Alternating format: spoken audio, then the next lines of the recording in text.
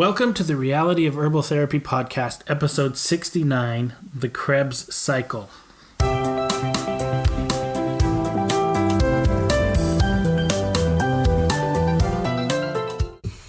So you know how when there's something you know, but then you kind of forget all the details. So the other day somebody called and we ended up talking about how your body cleanses itself and how it keeps itself clean.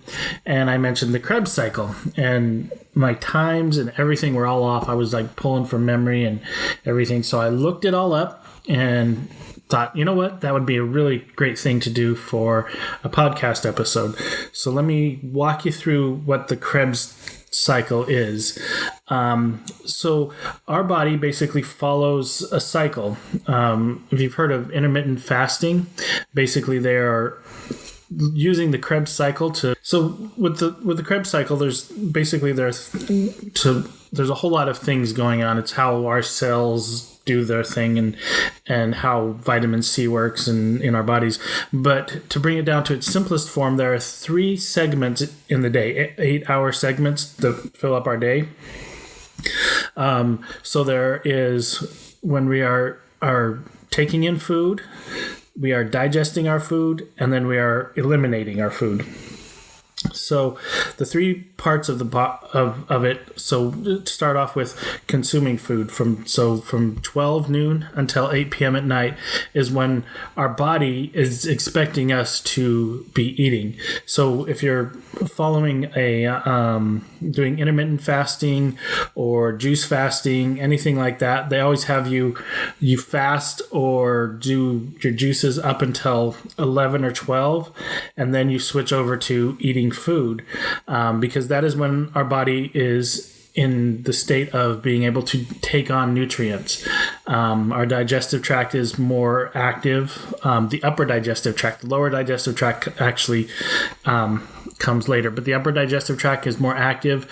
And all of our body systems are actually working at that time for us to take food in. So again, that's the first part, from noon until 8 p.m. So the second phase of the Krebs cycle is our digestive time. And that's from 8 p.m. to 4 a.m. So that's when our body digests our food. So when we're sleeping, it uses the food that we digest. That's the time that it repairs itself. If there's anything, it sends nutrients wherever they need to be. So if you're doing intermittent fasting, juice fasting, any fasting type of thing like that, you want to do your food time sometime between 12 and 2 for intermittent fasting. If you're juice fasting or something, or doing juices in the morning type of thing, then 12 to 6 is the best time to eat.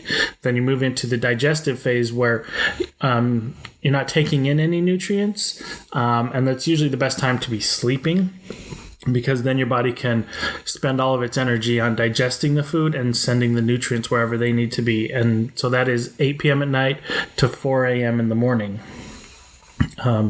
And so that's a good time to be fasting if you're intermittent fasting or juice fasting.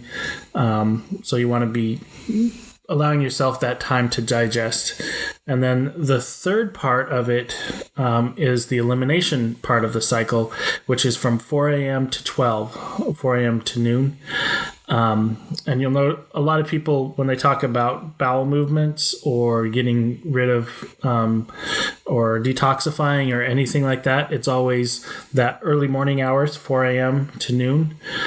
So that's why intermittent fasting is so effective, because basically you are giving your body time to eliminate food, time to cleanse, time to get rid of things. And also with juice fasts that have you only do juices first thing in the morning, because juices pass through your digestive system really quick, and they encourage that elimination or that cleansing effect. So that's just kind of a quick overview of it. If you want to know more about it, Dr. James talks a bit about it in his book, The Wisdom of Wellness. Or if you have any questions, let us know, and we will talk to you later.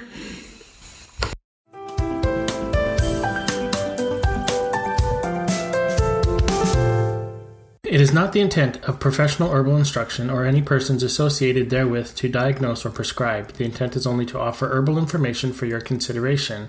In the event you use this information without your doctor's approval, you are prescribing for yourself, which is your God-given right. But professional herbal instruction or any persons associated herewith assume no responsibility. The claims and statements made on this podcast have not been evaluated by the Food and Drug Administration. These products are not intended to diagnose, treat, cure, or prevent any disease.